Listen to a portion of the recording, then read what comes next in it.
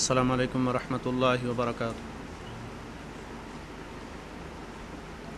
ان الحمد للہ نحمده ونستعینه ونستغفره ونعوذ باللہ من شرور انفسنا ومن سیئات اعمالنا من يهده الله فلا مضل له ومن يضلل فلا هادي له واشهد ان لا اله الا الله وحده لا شريك له واشهد ان محمدا عبده ورسوله۔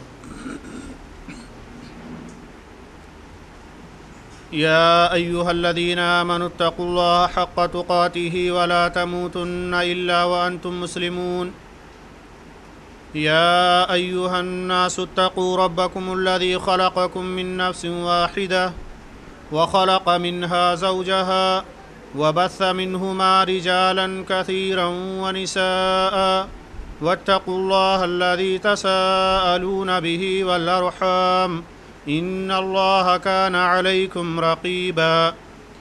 يا أيها الذين آمنوا اتقوا الله وقولوا قولا سديدا يصلح لكم أعمالكم ويغفر لكم ذنوبكم ومن يطع الله ورسوله فقد فاز فوزا عظيما۔ وقال الله تعالى في موضع آخر: يا أيها الذين آمنوا كتب عليكم الصيام كما كتب على الذين من قبلكم لعلكم تتقون۔ وعن أبي هريرة رضي الله تعالى عنه قال: كان النبي صلى الله عليه وسلم إذا دخل رمضان يقول صفدت الشياطين متفق علیہ۔ ہر طرح کی حمد و ثنا، کبریائی و بڑائی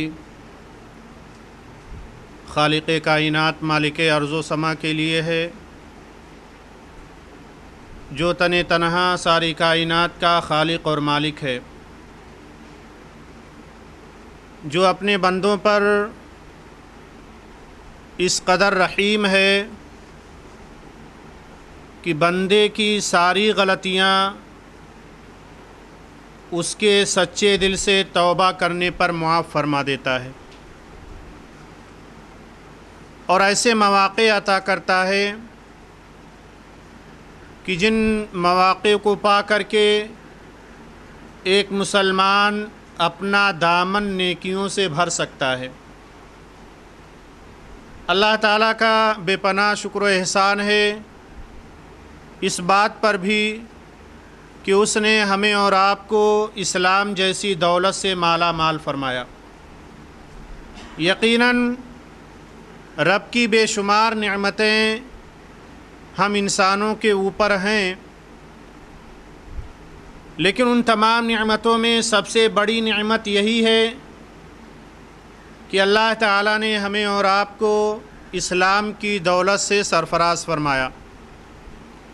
درود و سلام نازل ہو تمام انبیاء کرام پر، خصوصاً آخری نبی جناب محمد رسول اللہ صلی اللہ علیہ وآلہ واصحابہ اجمعین پر، کہ جن کی انتھک کوششوں سے ہم اور آپ نے اسلام کو جانا اور پہچانا ہے۔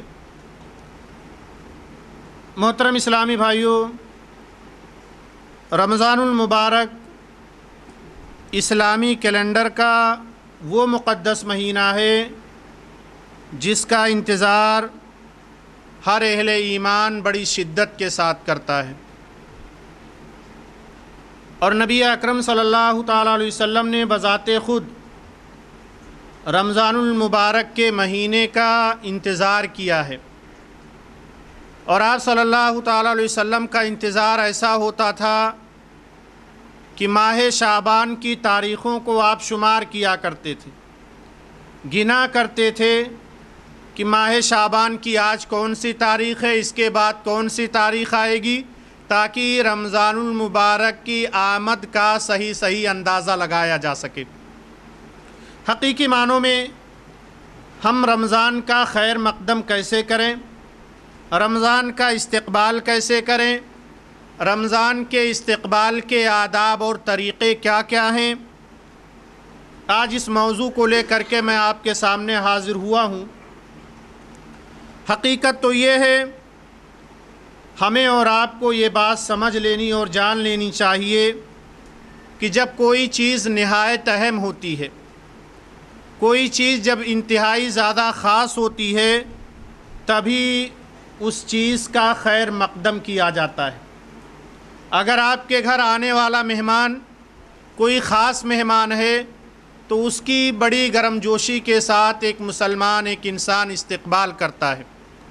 رمضان المبارک کا مہینہ یہ اسلام کے 5 بنیادی ستون میں سے ایک بہت بڑا ستون ہے۔ روزہ، رمضان کے روزے رکھنا یہ اسلام کے 5 ستونوں میں سے بڑا اہم ستون ہے، جس کا استقبال کرنا ہمارے اور آپ کے لیے انتہائی ضروری ہے۔ اور رمضان المبارک کا استقبال ہم کیوں کریں، اس کی بھی ایک بڑی وجہ ہے کہ رمضان المبارک کا استقبال ایک مسلمان کیوں کرے۔ اور رمضان المبارک کے استقبال کے لیے صرف ایک ہی بات کافی ہے، ساری فضیلتوں کو، اس کی ساری برکتوں کو ایک طرف آپ رکھیں اور رمضان المبارک کی صرف ایک فضیلت کو ہم سمجھ لیں تو ہمارا اس کے استقبال کے لیے تن من دھن سے ہر مسلمان تیار ہو جائے۔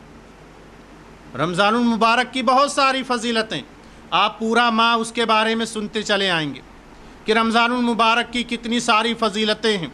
ایک انسان اگر روزہ رکھے تو اس کے منہ کی جو باس آتی ہے وہ رب کو اتنی زیادہ محبوب ہے کہ ہم اور آپ اس کا اندازہ نہیں لگا سکتے۔ ایک مسلمان اگر رات میں قیام کرے تو فرشتوں کی دعائیں اس کے ساتھ شامل حال رہتی ہیں اور رب کا محبوب بندہ بن جاتا ہے۔ اس کے علاوہ بے شمار فضیلتیں ہیں، لیکن رمضان کے استقبال کے لیے ایک مسلمان کے لیے صرف یہی فضیلت کافی ہے کہ نبی اکرم جناب محمد رسول اللہ صلی اللہ علیہ وسلم فرماتے ہیں، حدیث قدسی ہے کہ اللہ تعالیٰ فرماتا ہے الصوم لی وانا اجزی بہ۔ رمضان کا جو روزہ ہے، اللہ تعالیٰ ایک مسلمان جتنی بھی نیکیاں کرے، اللہ تعالیٰ اس پر ثواب، ایک نیکی کا ثواب 10 گنا دیتا ہے، کبھی 700 گنا بڑھا دیتا ہے جو بھی نیکیاں آپ کرتے ہیں۔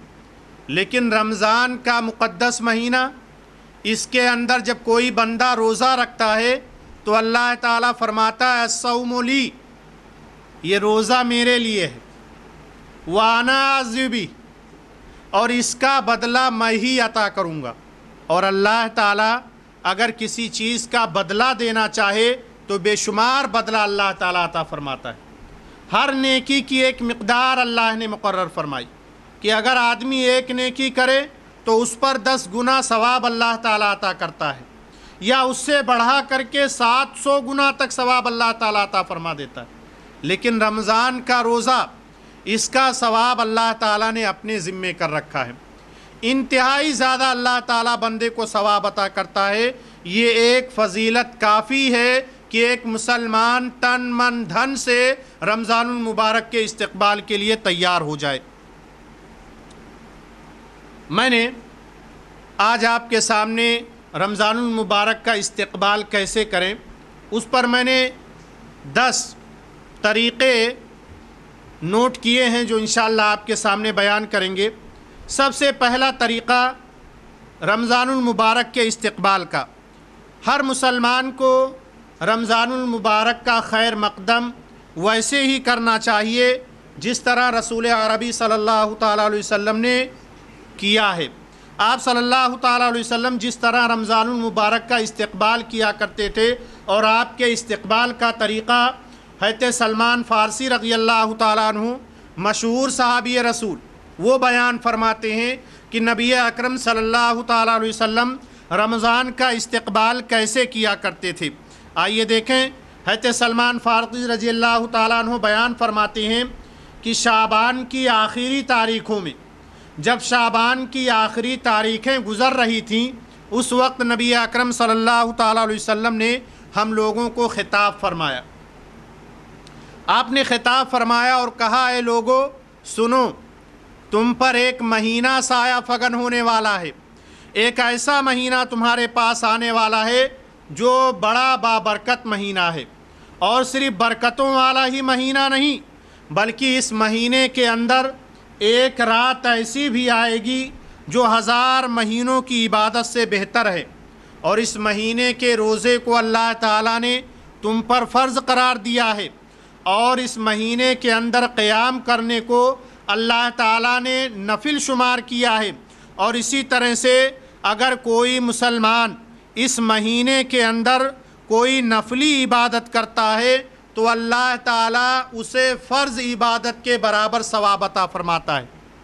آپ نے مغرب کی نماز ادا کی، آج کے دن اللہ تعالیٰ مغرب کی نماز فرض ہے، فرض نمازوں پر اللہ تعالیٰ جتنا ثواب عطا فرماتا ہے، اگر مسلمان یہی نمازیں جو اور دنوں میں اور مہینوں میں فرض کے طور پر ادا کرتا ہے، اگر رمضان المبارک کے مہینے میں نفلی نماز ادا کرے تو اللہ تعالیٰ اسے فرض کے برابر ثواب عطا فرماتے ہیں۔ اور اسی طرح سے اگر کوئی اس مہینے کے اندر فرض ادا کرے جو اللہ تعالیٰ نے فرض کر دیے ہیں، مغرب کی نماز، عشاء کی نماز، فجر کی نماز یا 5 وقتہ نمازیں جو اللہ تعالیٰ نے فرض کی ہیں، اگر بندہ رمضان کے مبارک مہینے میں اس کو ادا کرے تو اللہ تعالیٰ اس مسلمان کو 70 فرض کے برابر ثواب عطا فرماتا۔ نبی اکرم صلی اللہ تعالیٰ علیہ وسلم کے چہرے پر شادمانی پیدا ہوتی تھی۔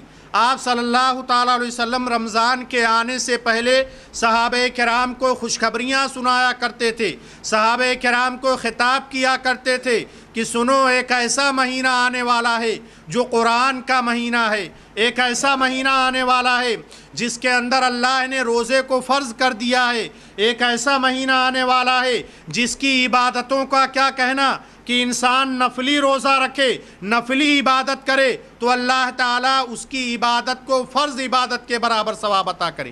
یہی نہیں، اس کے اندر ایک رات کا بھی اللہ نے ذکر کیا۔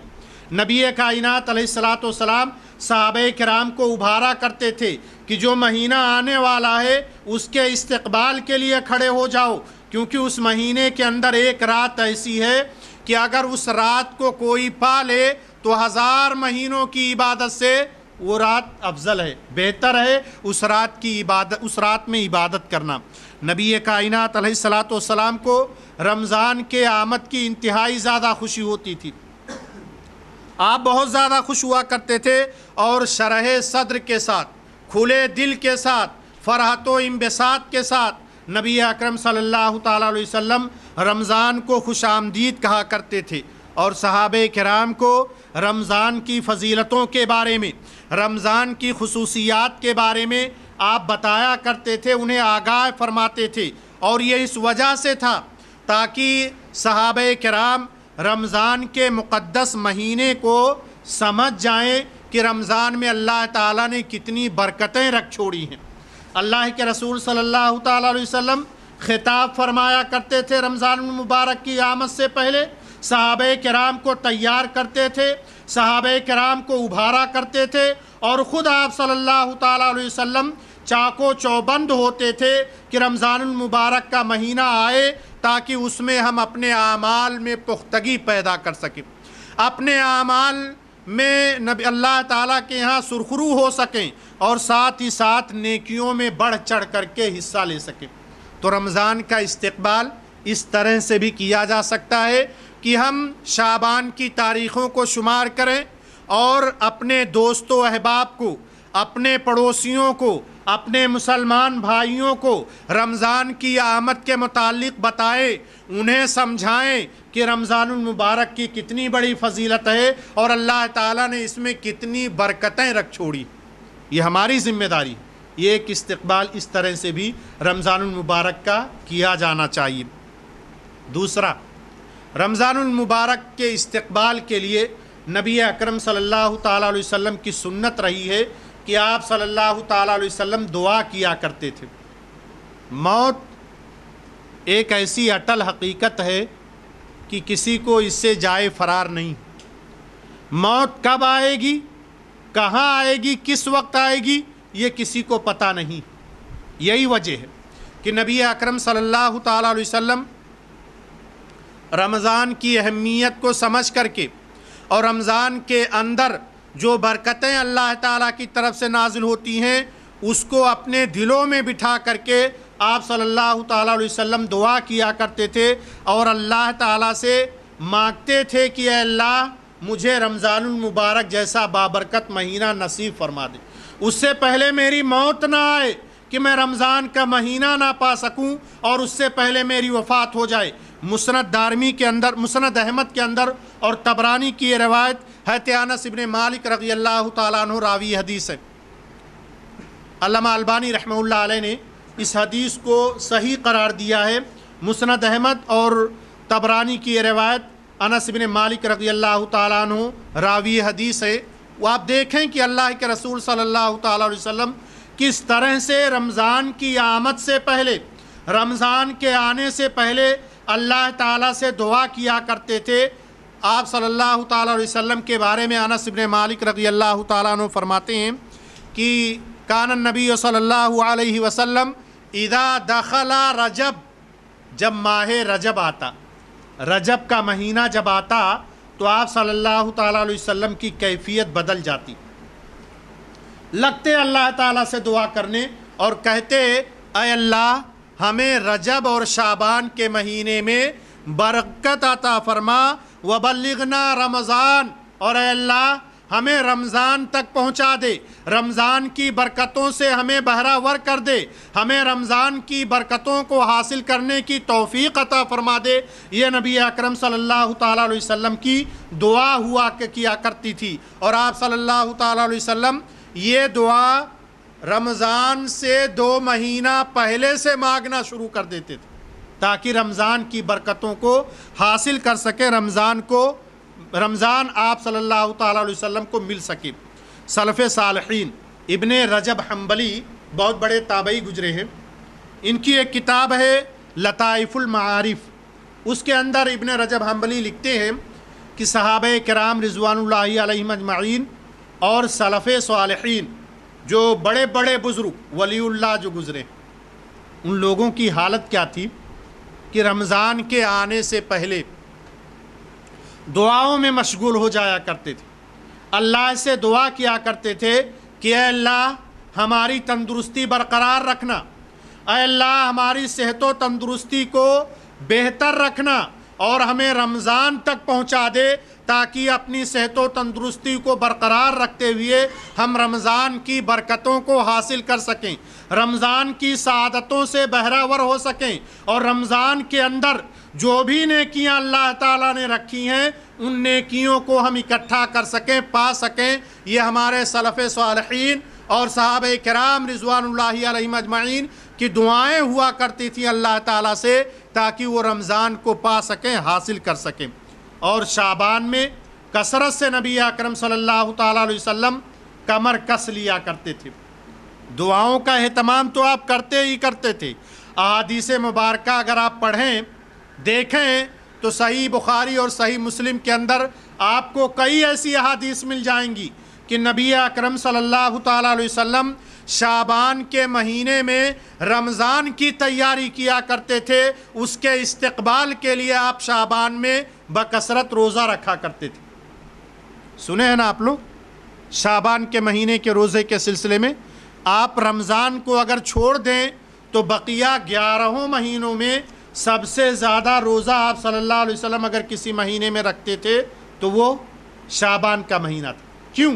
اپنے آپ کو ٹرینڈ کرتے تھے، اپنے آپ کو تیار کرتے تھے تاکہ آنے والا جو مہینہ ہے، برکتوں والا مہینہ ہے، اس مہینے کے اندر کسی طرح سے سستی اور کاہلی نہ ہو سکے، اور چاق و چوبند ہو کر کے پوری طرح سے تیار ہو کر کے رمضان کے مہینے کا استقبال کریں اور اس کی سعادتوں سے اپنے آپ کو بہرہ ور کر سکیں۔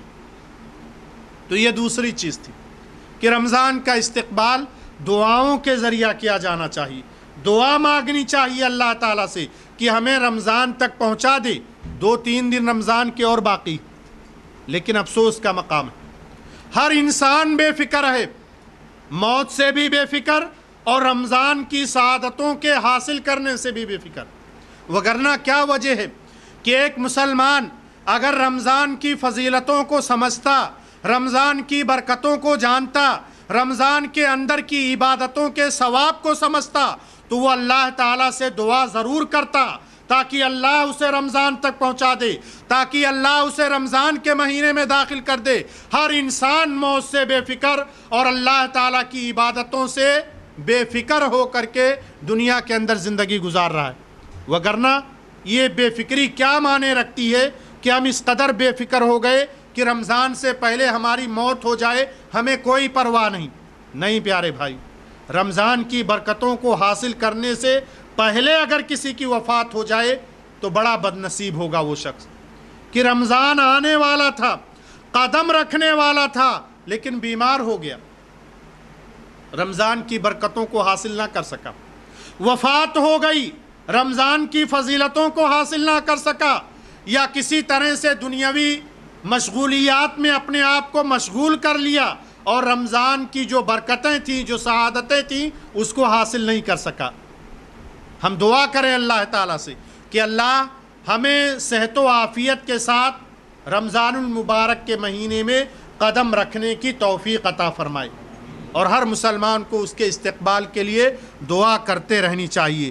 اسی طرح سے جب ہمیں رمضان مل جائے، پہلے رمضان میں ہم جب قدم رکھ دیں تو شکر گزاری کریں، اور اتنی بڑی نعمت کے ملنے پر اللہ تعالیٰ کی حمد و ثنا بیان کریں۔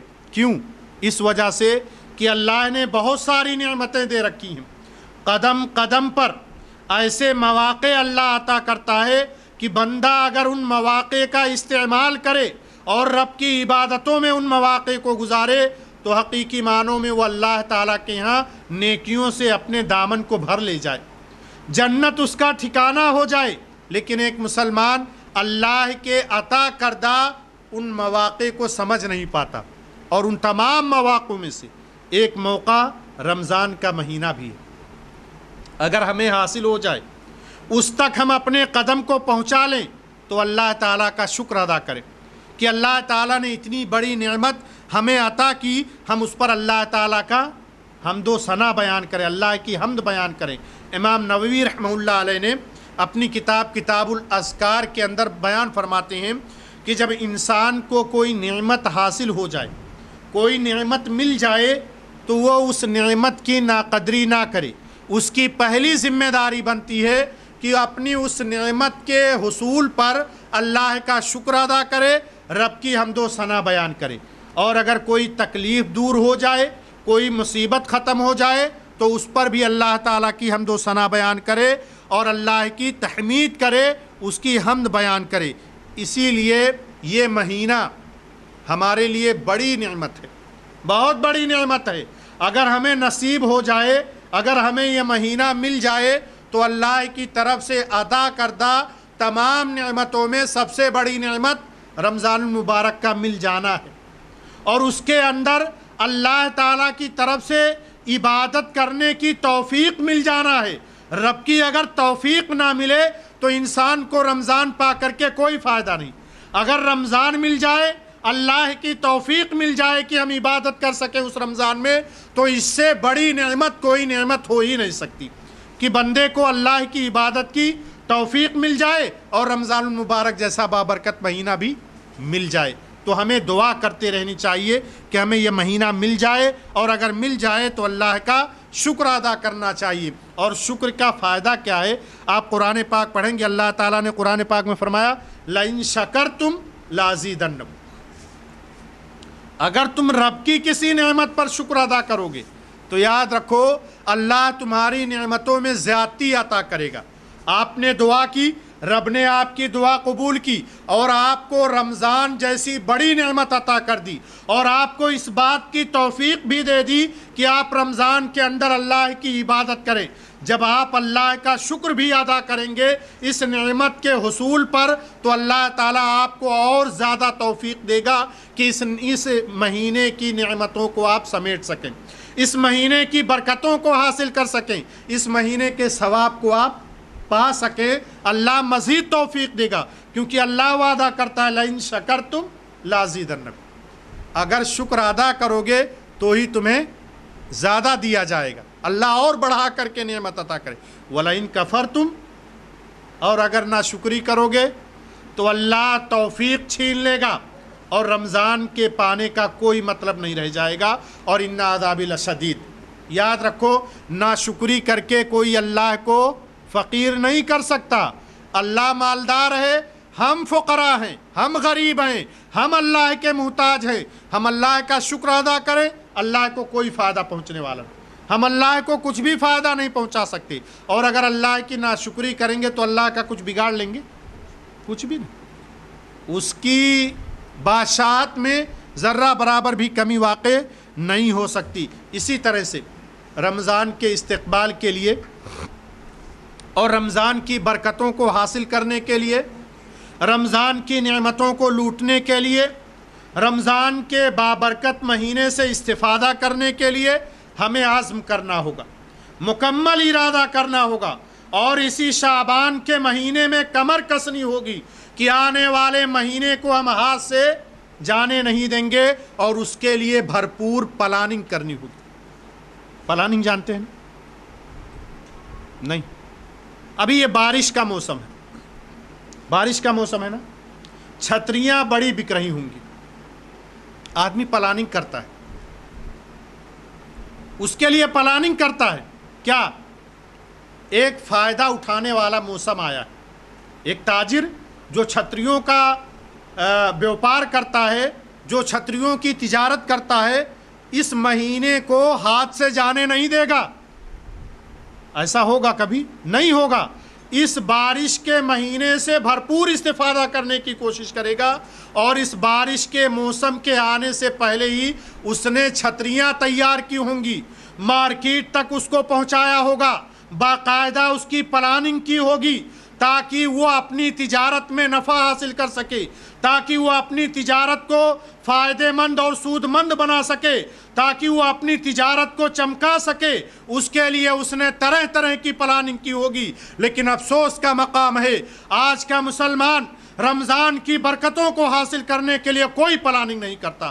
ایک ایسے مہینے کی آمد ہے، ایک ایسا مہینہ ہم پر سایہ فگن ہونے والا ہے کہ جس کی برکتوں کا کیا کہنا، جس کے اندر قرآن نازل ہوا، اور جس کا روزہ رب سے سفارش کرے، اور جس رمضان کے مہینے کے اندر ایک روزے دار کے منہ کی بو اللہ کے نزدیک مشک سے بھی زیادہ خوشبودار، اور جس کے اندر ایک ایسی رات جس کی عبادت 1000 مہینوں کی عبادت سے افضل، اور جس کے اندر نفلی عبادتیں فرض کے برابر ثواب اللہ عطا کرے، اور جس کے فرائض کو اللہ 70 گنا فرض کے برابر ثواب عطا کرے، یہ معمولی نیکیاں نہیں ہیں، بہت بڑا مہینہ ہے جس کے اندر ہم نیکیاں لوٹ سکتے ہیں، جس کے اندر ہم برکتیں حاصل کر سکتے ہیں۔ لیکن افسوس کا مقام، آج کا مسلمان اس کے لیے کوئی پلاننگ نہیں کرتا، اس کے لیے کوئی چارٹ نہیں بناتا، اس کے استفادے کے لیے اور آخرت کی تیاری کے لیے کوئی پلاننگ نہیں کر رہا۔ کتنے افسوس کا مقام۔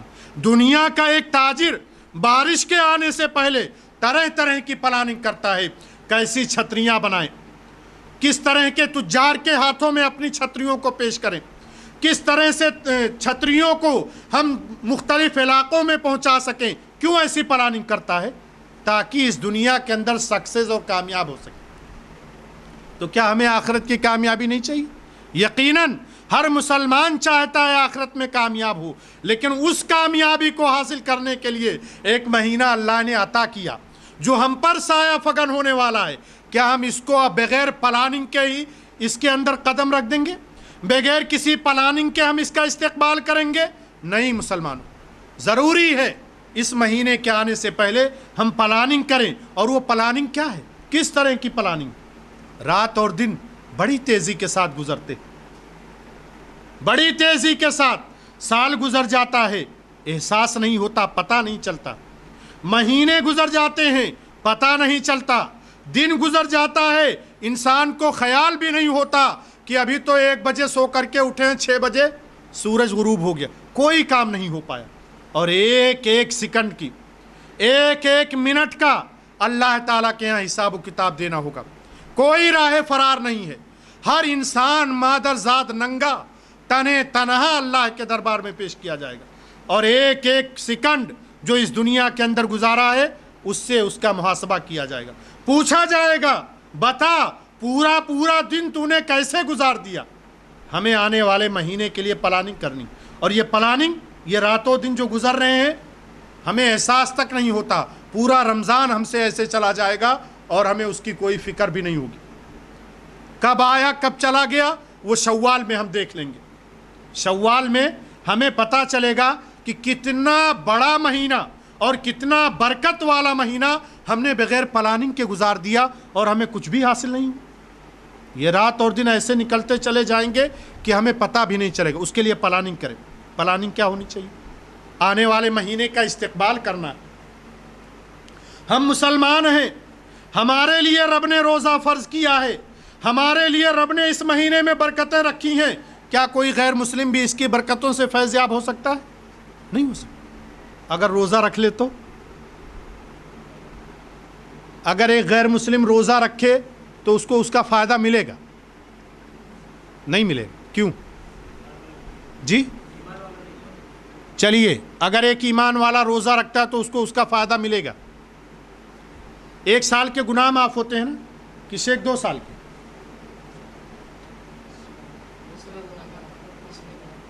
جی پچھلے گناہ معاف کر دیے جاتے ہیں. اگر ایک مسلمان ایک روزہ رکھ لے تو اس کے پچھلے گناہ معاف ہو جائیں گے؟ نہیں. ہم کس طرح سے رمضان کا استقبال کریں گے؟ رمضان کے استقبال کے لیے ایک پوائنٹ اور بھی ہے. اس میں جو میں نے نوٹ کیا ہے وہ یہی ہے کہ رمضان کے آنے سے پہلے رمضان کے احکام و مسائل کو سیکھ لے، تاکہ جتنی زیادہ جانکاری اتنی ہی زیادہ عبادت رمضان کے اندر. وگرنہ رمضان میں بہت سارے لوگ عبادت کرتے ہیں لیکن انہیں احساس بھی نہیں ہوتا کہ اس پہ ہمیں ثواب ملنے والا نہیں ہوتا. کیوں؟ اس لیے کہ اسے جانکاری نہیں ہوتی. میں نے ابھی جیسے کہا ایک مسلمان روزہ رکھے تو پچھلے سارے گناہ معاف ہو جائیں گے. نہیں. من قام حدیث من قام رمضان من صام رمضان ایمانا و احتسابا غفر له ما تقدم من ذنبه. جس نے رمضان کے روزے رکھے ایمان کی حالت میں، یعنی کافر کے لیے نہیں، کافر یہاں نکل گیا. من قام، جس کسی نے بھی رکھا، من یہاں عام، جس کسی نے بھی رکھا روزہ، من قام من ساما، جس کسی نے بھی روزہ رکھا رمضان کے ایمانن. اب جس کسی میں سے خاص ہو گیا مومن، یعنی مومن اگر ہے اور اس نے روزہ رکھا، احتساباً، مومن ہی نہیں بلکہ ایسا مومن جو ثواب کی لالچ رکھتا ہو. ایک تو رسمی روزہ ہوتا ہے اور ایک بندہ روزہ رکھتا ہے کہ ہمیں اس پر ثواب ملے گا. رسمی روزہ بہت سارے ہمارے مسلمان بھائی رکھتے ہیں. کیسے؟ سب لوگ رکھ رہے ہیں، نہیں رکھوں گا تو لوگ کیا کہیں گے، یعنی ثواب کی امید نہیں ہوتی. تو ثواب کی امید کرے گا، ایمان والا ہوگا، تبھی اس کے گزشتہ سال کے گناہ معاف ہوں گے. لیکن اگر صرف مسلمان ہے، روزہ رکھ لے اور اسے رسمی روزہ، تو اسے گزشتہ گناہ اس کے معاف نہیں ہو سکتے. بہرحال میں کہاں تھا؟ ہاں کون سے پوائنٹ پہ تھا؟ وہ تو ابھی آیا ہی نہیں. میں کس پوائنٹ پہ تھا؟ آپ ہمارا استقبال نہیں کر پا رہے ہیں تو اتنے بڑے مہینے کا کیسے استقبال کریں؟ ہاں کیا پوائنٹ تھا؟ ابھی تو پوائنٹ ختم نہیں ہوا تھا. جی پلاننگ کرنا چاہیے. بات یہاں سے نکلی تھی، پلاننگ کرنا چاہیے. تاکہ، اور یہ پلاننگ کیوں کرنا چاہیے؟ اس لیے کہ رات اور دن کیسے گزرتا ہے ہمیں اس کا احساس نہیں ہوتا. آنے والے پورے مہینے کی، رمضان کے پورے دنوں کی ہمیں منصوبہ بندی کرنی چاہیے. ایسے ہی جیسے کوئی تاجر کسی فائدہ مند موسم سے فائدہ اٹھانے کے لیے منصوبہ بندی کرتا ہے تاکہ اس کے راتوں دن ہم سے چھوٹ نہ جائیں، ایسی پلاننگ بنائی جائے کہ رات میں کیا عبادت کریں اور دن میں کون سی عبادت کریں، ہم رمضان کے رات سے کیا فائدہ اٹھا سکیں، کب سے کب تک ہمیں قرآن پڑھنا ہے، کب سے کب تک ہمیں تلاوت کرنی ہے، کب سے کب تک ہمیں قیام کرنا ہے، کب سے کب تک ہمیں اللہ کی عبادت کرنی ہے، کب سے کب تک ہمیں غریبوں محتاجوں کے لیے وقت دینا ہے، اور کب سے کب تک ہم دوسرے لوگوں کو فائدہ پہنچا سکتے ہیں۔ یہ ساری پلاننگ ہمارے ذہن و دماغ میں ہونی چاہیے کہ ہم اپنی تجارت کے لیے بھی وقت دے رہے ہیں، رمضان کے روزے کے لیے بھی وقت دے رہے ہیں، تراویح کے لیے بھی وقت دے رہے ہیں، اور قرآن کی تلاوت کے لیے بھی وقت دے رہے ہیں، اور زکوٰۃ و خیرات کے لیے بھی وقت دے رہے ہیں، اور دیگر قیام کے لیے بھی، نفلی نمازوں کے لیے وقت دے رہے ہیں۔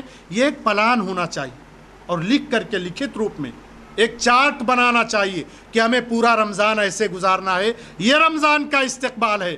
ایسے نہیں کہ ہمیں شعبان کی تاریخیں بھی یاد نہیں۔ آج کون سی تاریخ جی؟ کون سی تاریخ ہے؟ 27۔ آج بدل گئی، ہاں تو 28 ہو گئی، جزاک اللہ۔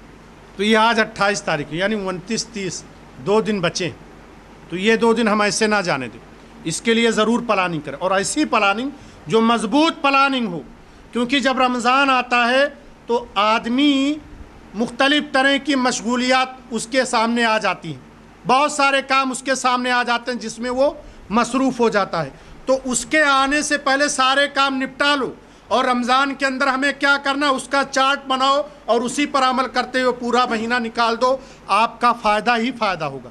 تو پلاننگ کرنی چاہیے، پلاننگ کر کے ہم رمضان کا استقبال کریں۔ اسی طرح سے اس عزم کے ساتھ ہم رمضان کا استقبال کریں کہ ہم اپنے گناہوں سے مکمل طور پر تائب ہو جائیں، اپنے آپ کو پاک صاف کریں، اور رمضان کے پہلے دن میں اپنا پہلا قدم بڑھائیں اس حالت میں کہ ایک دم پاک و صاف ہوں۔ اس سے پہلے ایک پوائنٹ اور، رمضان کے آنے سے پہلے ہر مسلمان کو چاہیے کہ وہ رمضان کے احکام و مسائل کو سیکھ لے، اور اگر نہیں معلوم ہے، خود نہیں جانتا ہے، پڑھے کتابوں میں، دیکھے، معلوم کرے کہ رمضان میں اگر روزہ رکھوں گا تو اس کا کتنا ثواب ہے، اگر رمضان میں میں نے یوں ہی 2 رکعت نماز پڑھ لی، نفلی نماز، تو اس پر اللہ کیا دے گا، اگر رمضان میں میں نے کسی غریب کے ہاتھوں میں کچھ نوٹ رکھ دیے، اس کی مدد کر دی، تو اس کا ثواب کیا ملے گا۔ یہ ایسے احکام و مسائل ہیں کہ ہمیں سیکھنا ہے۔ رمضان میں بھول چوک کر کے میں نے کچھ کھا لیا، پورا روزہ چھوڑ کر کے چلو کھا لیتے، پورا کھانا کھا لیتے، کیوں؟ اس وجہ سے کہ ہمیں رمضان کے احکام و مسائل نہیں معلوم۔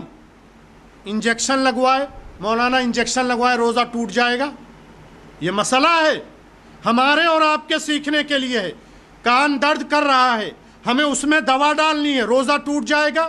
آنکھوں میں سرما لگا لیا، روزہ ٹوٹ جائے گا۔ ہم نے وہ برش کر لی، ٹوتھ پیسٹ استعمال کر لیا، اس سے روزہ ٹوٹ گیا۔ یہ مسائل ہیں، ہمارے اور آپ کے سیکھنے کی چیز ہے۔ تو رمضان میں عبادت کرو گے کہ سیکھنے بیٹھو گے؟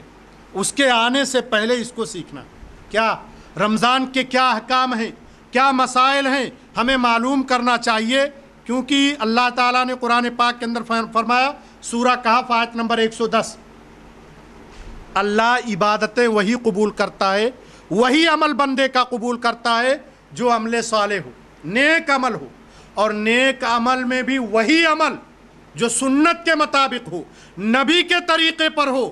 اگر آپ روزہ رکھیں، مسائل نہ معلوم ہو، احکام نہ معلوم ہو، اور روزے میں کوئی غلطی ہو جائے، آپ کا روزہ ٹوٹا نہیں ٹوٹا، یا سنت کے مطابق ادا ہوا نہیں ہوا، اگر سنت کے مطابق نہیں ہوا تو اللہ کے مقبول نہیں ہے۔ اٹھائیں قرآن، سورہ کہف کی آیت نمبر 110 کے اندر اللہ تعالیٰ نے فرمایا، فَمَنْ كَانَ يَرْجُو لِقَاءَ رَبِّهِ فَلْيَعْمَلْ عَمَلًا صَالِحًا۔ اگر تم رب سے ملاقات کرنا چاہتے ہو، امید ہے اللہ سے ملاقات کی، کہ اللہ سے ملاقات کریں گے، رب کو دیکھیں گے، جنت حاصل کریں گے، تو عمل صالح کرو۔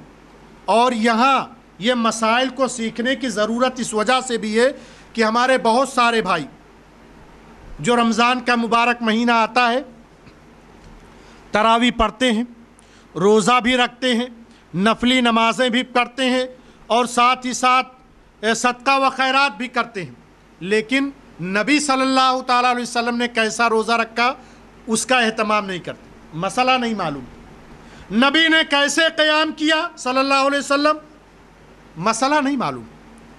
جیسے دل میں آیا ویسے کھڑے ہو گئے، جیسے دل میں آیا ویسی سب بندی کر لی۔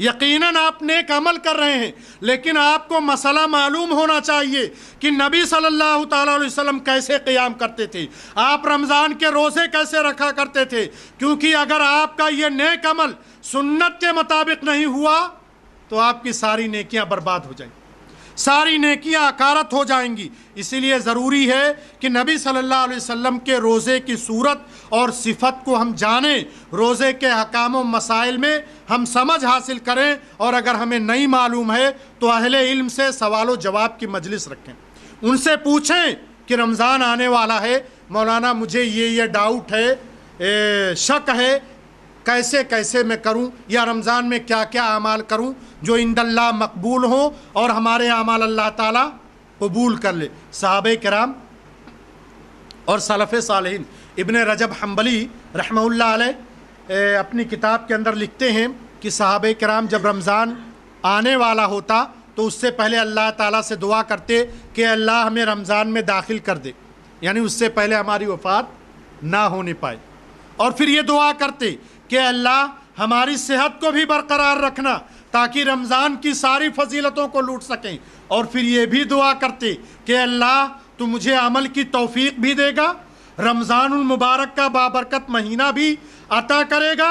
ایک اور دعا سن لے کہ اللہ رمضان میں جو بھی عبادتیں کروں، جو بھی نیکیاں میں کروں، اے اللہ وہ تو مقبول کر لے، قبول کر لے میری عبادتوں کو، اور عبادتیں وہی قبول ہوں گی جو سنت کے مطابق عمل کی جائیں گی۔ اور سنت کیا ہے؟ یہی احکام و مسائل ہے جو ہمیں اور آپ کو رمضان کے آنے سے پہلے، رمضان کے استقبال کے لیے ہمیں اور آپ کو سیکھنا ہے۔ 2 ہی دن بچے ہیں، ساری تجارتیں دھری کی دھری رہ جائیں گی، دنیا کی ساری کامیابی دھری کی دھری رہ جائے گی، ساری چودراہٹیں دھری کی دھری رہ جائیں گی، اور ساری انانیت اسی دنیا میں رہ جائے گی۔ اگر کچھ کام آئے گی تو اخروی زندگی، آخرت کی زندگی میں دنیا کے نیک اعمال کام آئیں گے، اور یہ مہینہ ہمارے لیے وہ تمام نیکیاں لے کر کے آ رہا ہے کہ جن نیکیوں کو لے کر کے ایک مسلمان اپنے آپ کو اللہ کا خاص بندہ بنا سکتا ہے، اللہ کو راضی کر سکتا ہے ان نیکیوں کو پا کر کے۔ اس رمضان کا استقبال ہم اس عزم کے ساتھ بھی کریں۔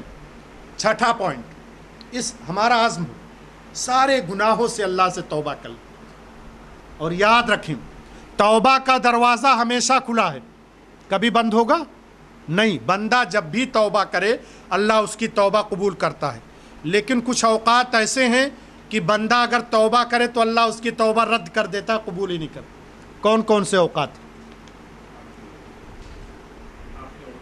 جی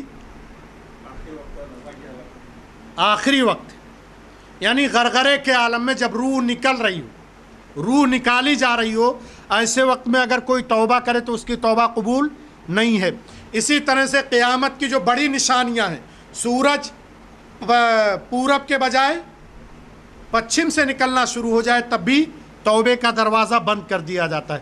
تو رمضان کا استقبال کرنے کا ایک بہترین طریقہ یہ بھی ہے کہ ہم اپنے سارے گناہوں سے اللہ تعالیٰ سے توبہ و استغفار کر لیں، اور یہ عزم کرے، ارادہ کرے، اور اللہ سے وعدہ کرے کہ اللہ ہمیں یہ مہینہ عطا کر دے، اے اللہ اس مہینے کے اندر نیکیاں کرنے کی توفیق عطا کر دے، اے اللہ اس مہینے کی نیکیوں کو قبول کر لے، میں تجھ سے توبہ کرتا ہوں، جتنے گناہ میں نے کیے سارے گناہوں پر توبہ کرتا ہوں، اور آئندہ ایسا گناہ نہیں کروں گا۔ دلوں میں جو قدورتیں ہیں، بغض ہے، بیر ہے، دشمنی ہے، اپنے بھائیوں سے وہ قدورتیں ختم کر لیں، دشمنیاں مٹا لیں، کیونکہ آپ کو معلوم ہے دعا جتنی بھی کرو، جب بھی کرو، اللہ قبول کرتا ہے نا، لیکن کون سے بندے کی دعا قبول نہیں کرتا؟ کون سے بندے کی دعا قبول نہیں کرتا؟ جی ہاں، اگر 2 مسلمان آپس میں بات چیت بند رکھیں اور بغض رکھیں، کینہ کپٹ رکھیں، ایسا مسلمان دعا کرتا رہے دعا قبول نہیں ہوگی۔ اور رمضان کی فضیلت میں سے ہے کہ اگر آپ افطاری کے لیے بیٹھو، رب سے جو مانگو قبول ہو جائے گی، ہے نا؟ سنے ہیں نا؟ جو بھی مانگو قبول ہو جائے گی۔ ہم نے رمضان کا استقبال کیا اس حالت میں کہ ہمارا باپ ناراض ہے، اس حالت میں کہ ہم نے اپنے بھائی سے دشمنی مول رکھی ہے، اس حالت میں کہ ہمارا کئی بھائیوں سے کئی دنوں تک بات چیت بند ہے، رمضان کا استقبال کیا، روزے کی حالت میں ہے، افطاری کا وقت ہے، دعا کی قبولیت کا وقت ہے، لگے اللہ سے دعا کرنے، لیکن اللہ نے دعا قبول نہیں کی۔ کیوں؟ یہ قدورتیں پہلے ختم کرو، یہ دشمنیاں پہلے مٹاؤ۔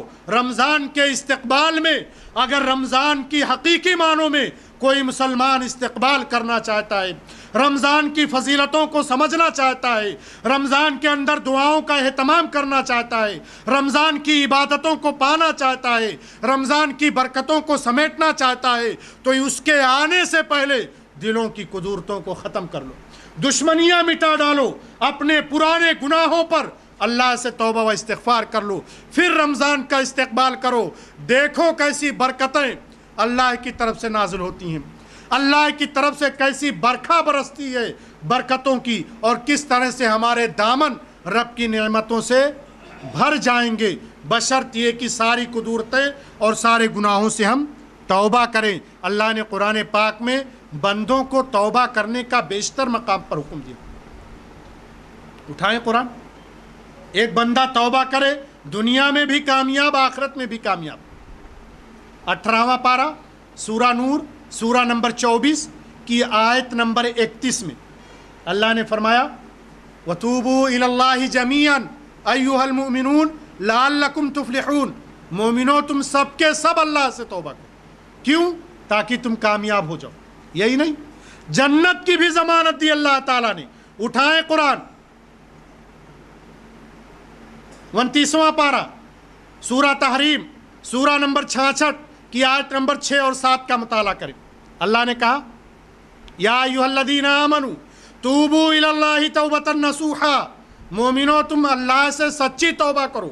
رمضان کا استقبال کرنے جا رہے ہو نا، تو اس کے لیے ضروری ہے توبہ کرو۔ اور توبے کا فائدہ کیا ہے؟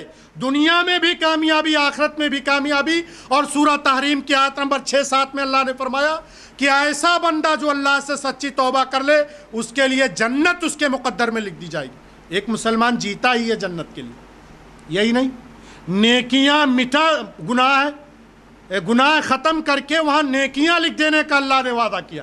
اٹھائیں قرآن، سورہ فرقان کی آیت نمبر 71 میں اللہ تعالیٰ نے فرمایا اِلَّا مَنْ تَابَ وَآمَنَ وَعَمِلَ عَمَلًا صَالِحًا فَأُولَٰئِكَ يُبَدِّلُ اللَّهُ سَيِّئَاتِهِمْ حَسَنَاتٍ۔ یہی لوگ ہیں جو توبہ کرتے ہیں نا، یہی لوگ ہیں جن کے گناہوں کو مٹا کر کے اللہ وہاں نیکیاں لکھ دیتا ہے۔ یہی نہیں، حدیث اٹھائیں، مسلم شریف کی روایت ہے، نبی کائنات صلی اللہ تعالی علیہ وسلم فرماتے ہیں التائب من الذنب کمن لا ذنب لہ، گناہوں سے توبہ کرنے والا ایسا ہو جاتا ہے جیسے اس سے کوئی گناہ سرزد ہی نہیں ہوا۔ سچی توبہ اللہ سے کرو اور پورا اپنے آپ کو پاک کر لو، پھر رمضان کے پہلے روزے میں قدم رکھو، پھر اللہ کی برکتوں کا نزول دیکھو، رب کی رحمتوں کا نزول دیکھو، رمضان کی فضیلتیں اپنی آنکھوں سے دیکھو، اور اپنے منہ کی بدبو کو خوشبو میں بدلتے ہوئے دیکھو، اپنی دعاؤں کے قبول ہونے کا منظر دیکھو، بشرط یہ کہ اس کے استقبال میں اپنے آپ کو گناہوں سے پاک و صاف کر لو، تیار کر لو اپنے آپ کو، پھر دیکھو اللہ کی نعمتوں کا منظر، پھر دیکھو اللہ کی برکتوں کا منظر، اور پھر چکھو رمضان کا وہ مزہ جو صحابہ کرام چکھا کرتے تھے، جو نبی کائنات علیہ الصلوۃ والسلام جن کے بارے میں صحابہ کرام کو بتایا کرتے تھے، بشرط یہ کہ اس کے لیے سچی توبہ اللہ تعالیٰ سے کی جائے اور اپنے آپ کو گناہوں سے مکمل طور پر پاک و صاف رکھا جائے۔ رمضان سے پہلے کچھ اور کیا جائے۔ کیا؟ کتابیں رمضان کے متعلق جتنی ہیں اس کو خریدو، طاقت نہیں ہے مسجدوں میں جاؤ، رمضان کے متعلق جو کتابیں ہیں احکام و مسائل کے متعلق انہیں پڑھو، باریکیاں سمجھو اس کی، کہ رمضان سے کیسے کیسے فائدہ اٹھا سکتے ہو. اور اگر کوئی صاحب استطاعت ہے، رب نے طاقت دی ہے، تو اسے چاہیے کہ ایسی کتابیں مسجدوں میں رکھوا دے، قرآن کے صحیفے رکھوا دے، تاکہ رمضان المبارک کا جو برکت مہینہ آئے گا اس میں لوگ اس قرآن سے استفادہ حاصل کر سکیں، ان کتابوں سے استفادہ حاصل کر سکیں، پڑھ سکیں. رمضان کے آنے سے پہلے اس کی بھی تیاری کرنی چاہیے. اللہ نے طاقت دی ہے، قرآن اٹھا کر کے رکھ دیں. اللہ نے طاقت دی ہے، کتابیں اٹھا کر کے رکھ دیں، تاکہ رمضان کے اندر ہمارے مسلمان بھائی اس سے استفادہ حاصل کر سکیں. اسی طرح سے دعوت دین کی تیاری کرنی چاہیے، ایک چارٹ بنانا چاہیے. الحمدللہ ہمارے نوجوان بھائی اس طرح کا پروگرام رکھتے ہیں، مجھے بڑی خوشی ہے. لیکن رمضان میں بھی باقاعدہ پلاننگ کرنی چاہیے دعوت کے کام کا. دیگر مہینوں میں تو آپ الحمدللہ کرتے ہی ہیں، لیکن رمضان میں دعوت کا کام کتنا بڑا سود مند ثابت ہوگا. میں ایک بات آپ کو بتاؤں کہ اس مہینے میں ایک بندے کا دل اللہ سے بہت زیادہ قریب ہو جاتا ہے رمضان کے مہینے میں. اور ایسا کیوں ہوتا ہے ہم کو معلوم ہے. رمضان کی بہت بڑی فضیلتوں میں سے ایک فضیلت یہ بھی ہے، اللہ کتنا چانس دیتا ہے بندے کو کہ نیکیاں اٹھاؤ. کیسے چانس دیتا ہے؟ شیاطین کو قید کر دیتا ہے.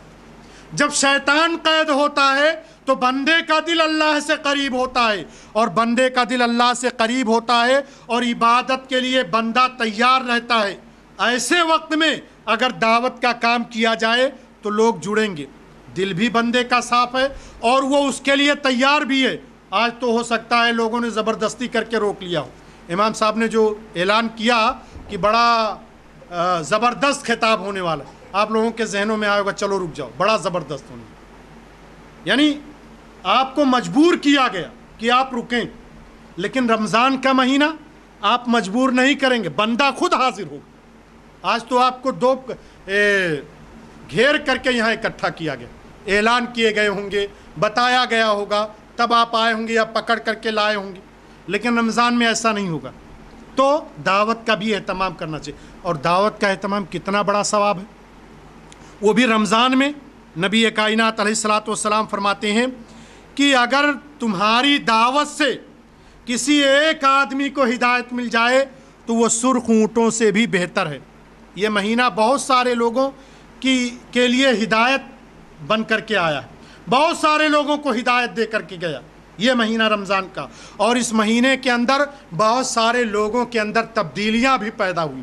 اپنی آنکھوں سے ہم نے دیکھا ہے اور آپ نے بھی مشاہدہ کیا ہوگا کہ یہ مہینہ کتنی برکت والا مہینہ ہے کہ گمراہ سے گمراہ لوگ، شیطان سے شیطان انسان اس مہینے کے اندر ہدایت پا جاتا ہے. اور ایک ایسا بندہ جس کے دلوں کے اندر قدورتیں رہتی ہیں اس مہینے کی برکتوں کو پا کر کے اپنے دلوں کے اندر تبدیلی پیدا کر لیتا ہے.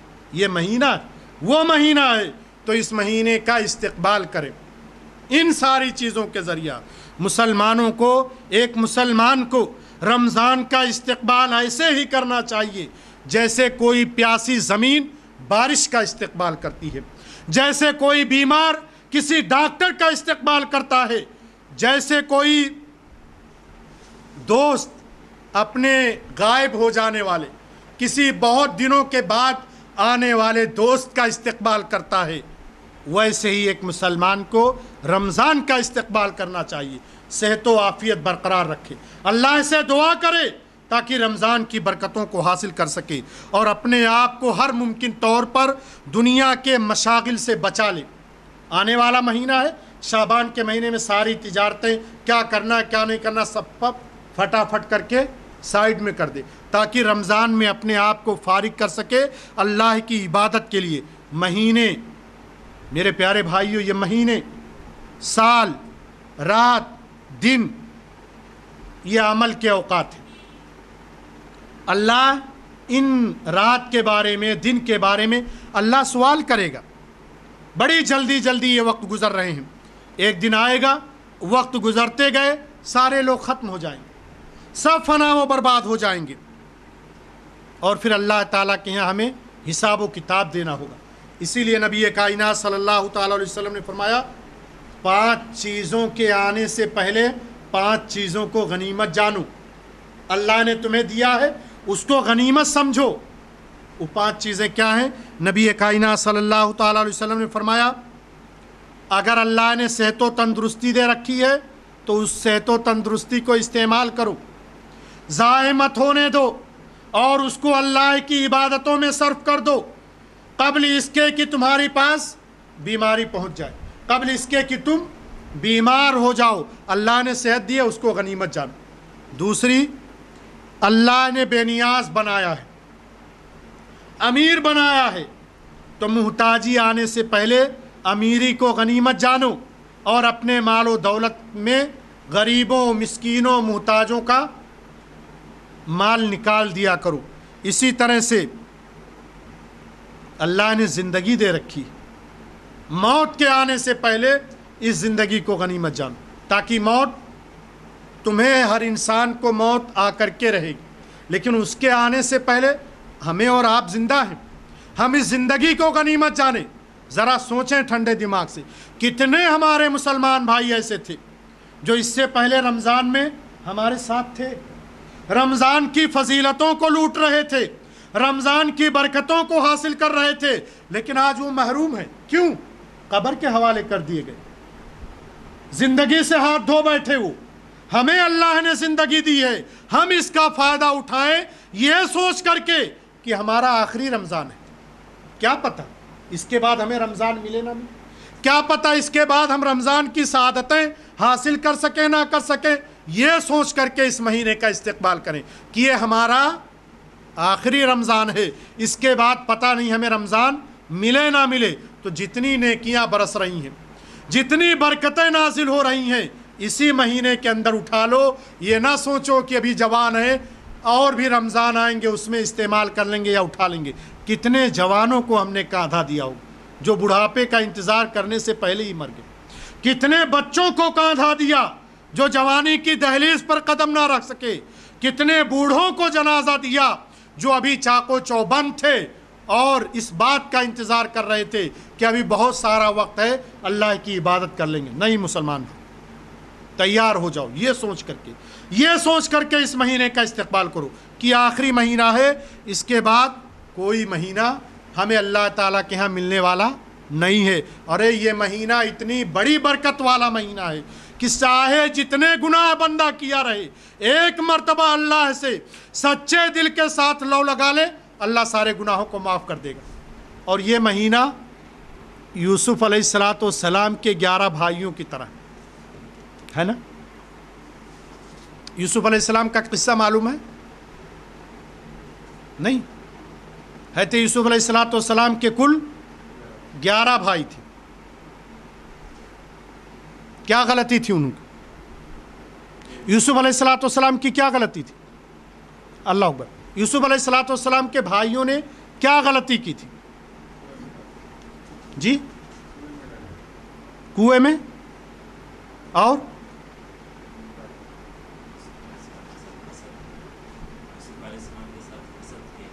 یوسف علیہ السلام کے ساتھ حسد کیا، انہیں کنویں میں ڈال دیا، اور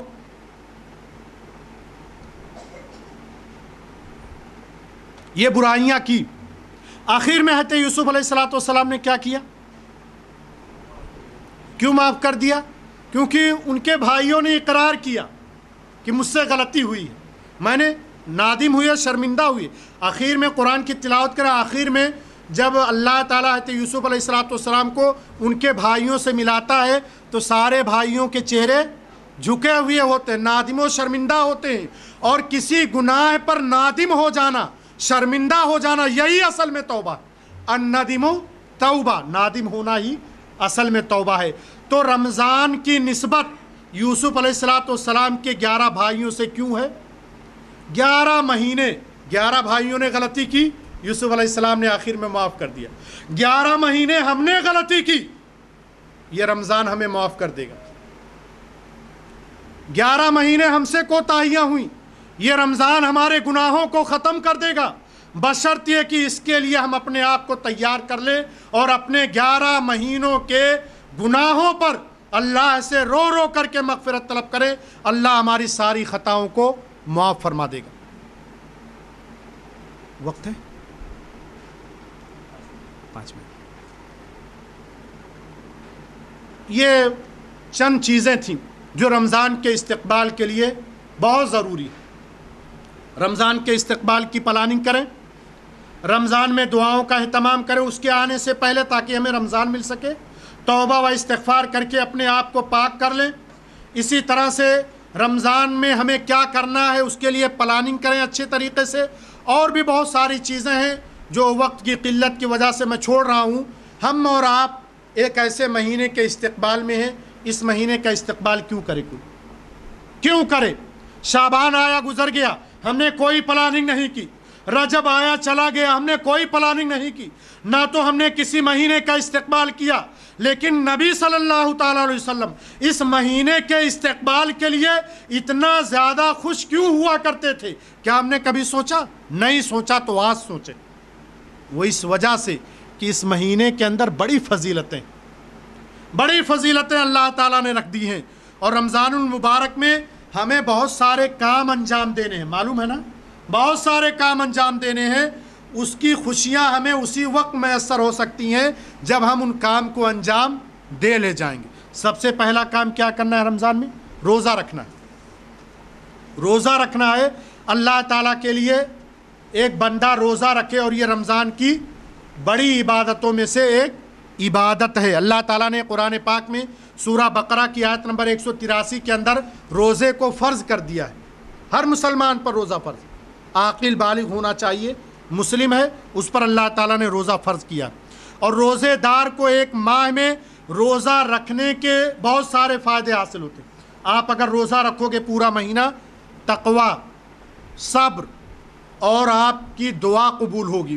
اور روزہ جو ہے یہ بندہ عمل کر کے دکھاتا ہے, اللہ کا شکر ادا کرتا ہے, عمل کر کے روزہ رکھتا ہے. اور یہ بہترین مثال ہے, دن میں بھوک اور پیاس برداشت کرتا ہے, کچھ بھی نہیں کھاتا, اور اللہ کی نعمتوں کا انسان خلوص دل کے ساتھ اعتراف کرتا ہے.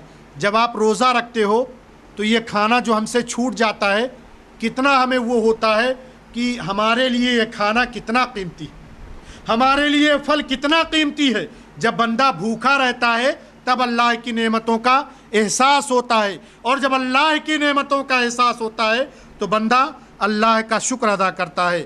تراویح کا قیام کرنا, اگر آپ روزہ رکھیں گے سال کے گزشتہ گناہ معاف ہو گئے. آپ تراویح پڑھیں گے, اللہ کے رسول صلی اللہ علیہ وسلم نے صحیح بخاری کتاب صلاۃ التراویح کے اندر امام بخاری رحمہ اللہ علیہ نے یہ حدیث نقل کی ہے کہ آپ صلی اللہ علیہ وسلم نے فرمایا, جس نے رمضان المبارک کا قیام کیا یعنی تراویح پڑھی ثواب سمجھ کر کے کہ اللہ تعالیٰ مجھے تراویح پڑھنے پر ثواب دے گا, تو اس کے گناہ اللہ تعالیٰ معاف کر دے گا, پچھلے سارے گناہ معاف فرما دے گا. اسی طرح سے تلاوت قرآن کا اہتمام کرنا بہت بڑی فضیلت ہے. اس مہینے کے اندر اگر کوئی قرآن کی تلاوت کرے تو اس کی بھی بہت بڑی فضیلت ہے. اور سب سے بڑی فضیلت تو یہ ہے جو صحیح مسلم کے اندر امام مسلم رحمہ اللہ علیہ نے جس حدیث کو نقل کیا ہے کہ حضرت ابو امامہ رضی اللہ تعالیٰ عنہ راوی حدیث میں فرماتے ہیں کہ آپ صلی اللہ علیہ وسلم نے فرمایا, قرآن کثرت سے پڑھا کرو. یہ قرآن کا فائدہ ہے. رمضان میں اگر آپ پڑھو تو آپ صلی اللہ علیہ وسلم فرماتے ہیں قرآن کثرت سے پڑھا کرو, زیادہ قرآن پڑھا کرو, کیونکہ اللہ تعالیٰ قیامت والے دن قرآن پڑھانے والے جو قرآن پڑھتے ہیں یا پڑھاتے ہیں, یہ قرآن ان کے حق میں سفارشی بن کر کے آئے, سفارش کرے گا کہ اللہ اس بندے کو بخش دے, اس نے راتوں کو جاگ کر کے قرآن کی تلاوت کی ہے. اور یہ بہت بڑا اجر ہے. کیوں؟ کل قیامت کے دن کسی کے لیے کوئی سفارش ہوگا نہیں, کوئی کسی کو بخشوا سکے گا نہیں, لیکن اگر ڈوبتے کو تنکے کا سہارا ملے تو بہت بڑی چیز ہو جاتی ہے. اور انسان جہاں جس کا کوئی سفارشی نہیں وہاں قرآن کھڑا ہو جائے, یہ معمولی اجر نہیں ہے, بہت بڑی بات. تو قرآن کی زیادہ سے زیادہ تلاوت کرنی چاہیے, دعا اور استغفار کرنا چاہیے رمضان کے اندر, کیونکہ اللہ تعالیٰ 3 دعائیں قبول کرتا ہے. ایک مسافر سفر جو کرے وہ دعا کرے تو اللہ دعا رد نہیں کرتا. روزہ اگر کوئی رکھتا ہے تو روزے دار کی دعا اللہ تعالیٰ رد نہیں کرتا۔ کوئی مظلوم ہے جس پر ظلم کیا گیا ہے، اگر وہ دعا کرے تو اللہ اس کی دعا رد نہیں کرتا۔ تو روزے کی حالت میں دعا کرنا اللہ رد نہیں کرتا، تو ہمیں دعاؤں کا بھی اہتمام کرنا چاہیے۔ ہمیں اگر رمضان مل جائے روزے رکھنا چاہیے، تلاوت قرآن کا اہتمام کرنا چاہیے، دعاؤں کا اہتمام کرنا چاہیے، اور آخری عشرے میں زیادہ سے زیادہ عبادت کا اہتمام کرنا چاہیے۔ آخری عشرہ معلوم ہے نا کیا ہے؟ اس میں آخری عشرے میں کیا ہے؟ طاق راتیں ہیں۔ اس لیے طاق راتیں تو پہلے عشرے میں بھی آتی ہیں مولانا۔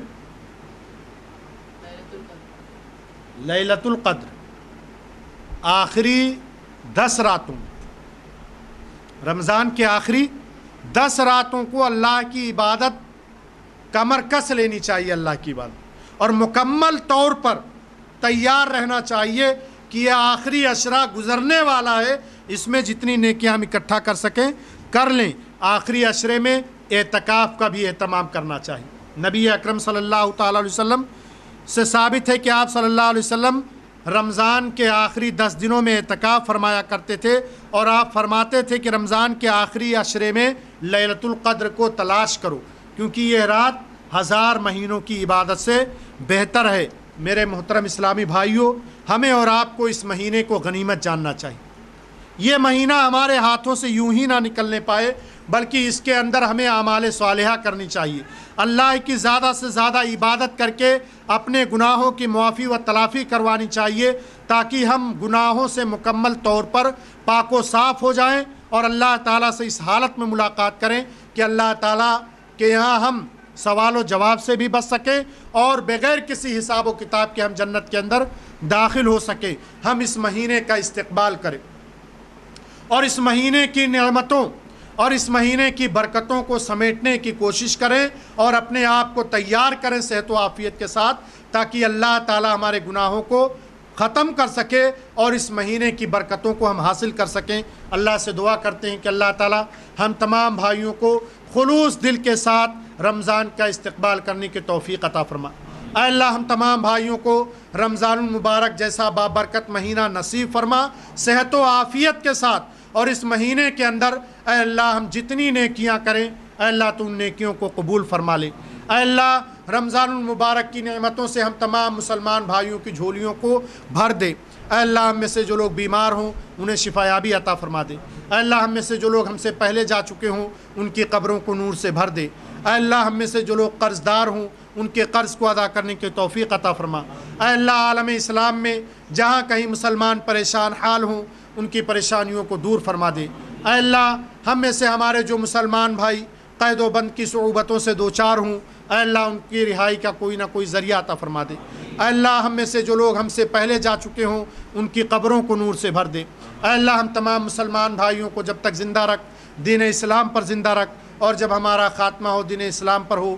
یا الہی جسم میں جب تک کہ میری جان رہے، یا الہی جسم میں جب تک کہ میری جان رہے تجھ پہ صدقے تیرے محبوب پہ قربان رہے، کچھ رہے یا نہ رہے پر یہ دعا ہے کہ امیر نزا کے وقت سلامت میرا ایمان رہے۔ آمین و صلی اللہ علیہ نبینا محمد وبارک وسلم۔ السلام علیکم ورحمۃ اللہ وبرکاتہ۔